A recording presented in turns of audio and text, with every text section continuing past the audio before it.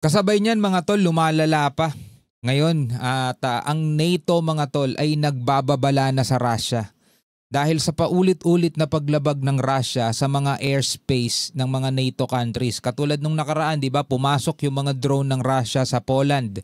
So pinabagsak ng Poland yun. Ngayon ito naman mga kapatid, bago, Estonia. NATO countries din to eh. So ayon dito mga tol sa report, NATO binalaan ang Russia sa paglabag ng airspace mga tol. So napipiko na rin mga tol ang NATO countries, marami yan. Mga NATO countries dito sa ginagawa ng Russia. At sa ibang balita nga mga tol, pag-uusapan din natin, no, hindi muna siguro ngayon, sa susunod. No, etong Poland, no, binalaan etong Russia mga kapatid dun sa pagpasok ng kanilang mga air assets dito sa bansang Poland mga tol. At kung sakasakali daw na mauulit yun, sabing gano'n ng Poland mo, Russia, binalaan na namin kayo Sabing gano'n mga tol. Mga matinding kaguluhan na naman ang nagbabadya sa ating daigdig kapag eto mga kapatid ay lumaki pa at nauwi sa gera. Mas malaking labanan na to. Mas malaking labanan na to. Hindi na to basta-basta Russia versus Ukraine. NATO na to eh.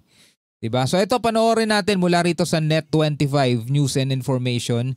Binalaan ng NATO ang Russia matapos pumasok ang fighter jets sa airspace ng Estonia at pabagsakin ang drone sa Lithuania. Naku po. Binalaan ng North Atlantic Treaty Organization o NATO ang Russia matapos kumpirmahin ang pagpasok ng mga Russian fighter jets sa himpapawid ng Estonia. Parang sinusubukan na sila ng Russia mga tol, no? Gaano ba talaga kalakas ang NATO? Diba? Kasi napapansin nila, kaya naman naming bakbakan ng Ukraine diba?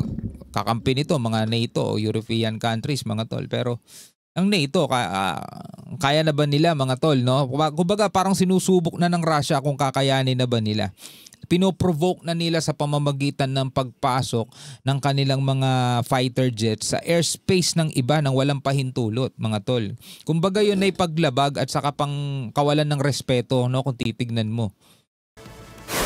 Ayon sa ulat ng NATO, 3 MiG-31 ang naitalang pumasok sa teritoryo ng Estonia ng halos 12 minuto bago ito ipalabas ng kanilang Italian fighter jets. 12 minuto, 12 minutes. Sinabi naman matagal-tagal din yun. Ni NATO Secretary General Mark Rutte na patuloy nilang dedepensahan ang dapat protektahan maging intentional man o hindi bilang isang defensive alliance. We will make sure that we can always defend and deter where necessary. We are a defensive alliance, yes, but we are not naive. We're not naive. Hindi kami walang muwang, parang ganon, no?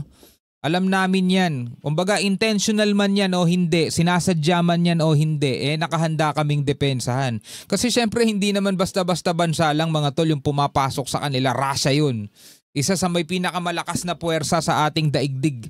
No, na ngayon ay binabakbakan etong Ukraine na sa kabila mga tol na pakikipag-usap nga sa kanya ni Donald Trump, no, presidente ng Amerika, parang wala rin nagawa si Trump.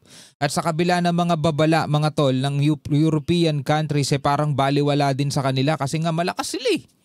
Diba? Ang dami na nga sanctions ang ipinataw mga tol dito sa Russia pero parang baliwala lang sa kanila. So syempre nag-iingat din to.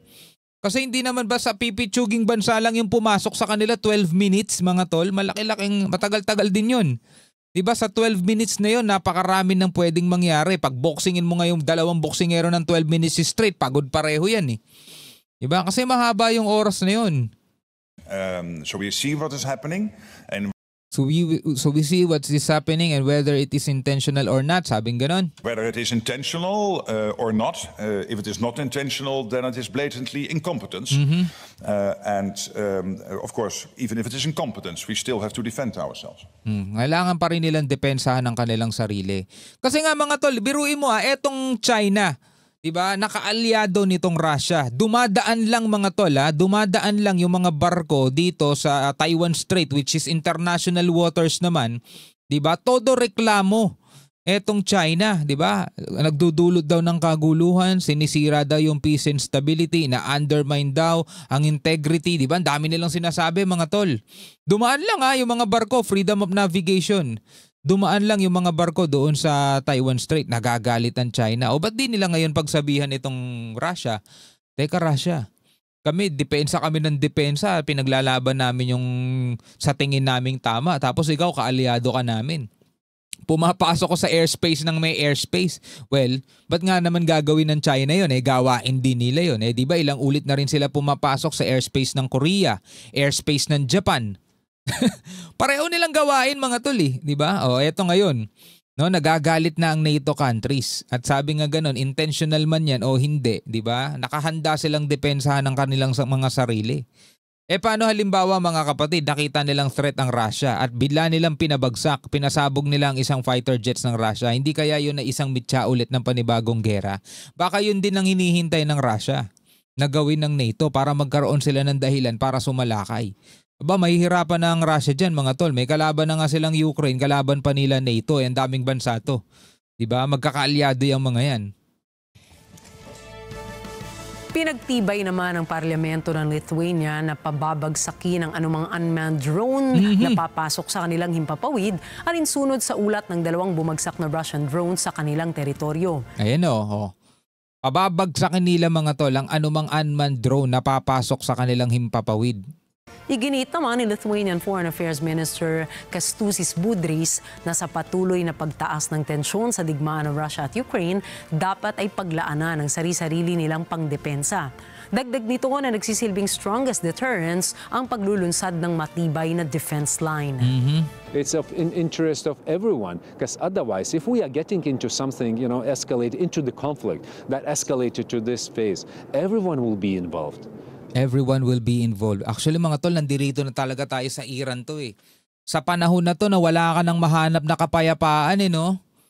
Sana meron pa ring mga bansang payapa, no? At sana isa na rin tayo doon mga tol. Pero ngayon mga kapatid, di ba? Bukod sa mga tensyong nangyayari dito sa West Philippine Sea, di ba? May mga tensyon pang nangyayari sa loob ng ating bansa. No? Wala na talagang kapayapaan, walang katahimikan. Tapos ngayon, etong mga malalakas na bansang to, eto na, nagigirian na rin, nagegera na rin mga tol. Ay naku po. Talaga nandirito na tayo sa mga sa mga huling araw no? Sa mga wakas ng lupa kung tawagin nga sa banal na kasulatan One, part of us militarily, another part economically, financially, but that's the message. There will be no tomorrow as it is today. So the life will change. And what you can do about it, invest into your own defenses, supply with everything that is needed to Ukraine, because this is the defense line and this is the strongest deterrence, and build what is needed to do.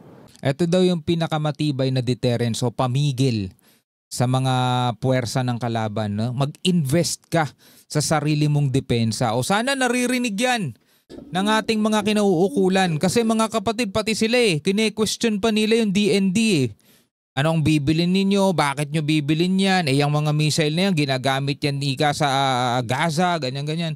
Hindi naman kasalanan ng missile kung saan siya gagamitin. Ano bang pakialam nun missile yun? Diba? May problema dun yung mga leader. Pero yung missile na yun, kung talagang maganda at malakas at pwedeng makatulong sa atin, bakit ko question pa ng mga mambabatas? Diba?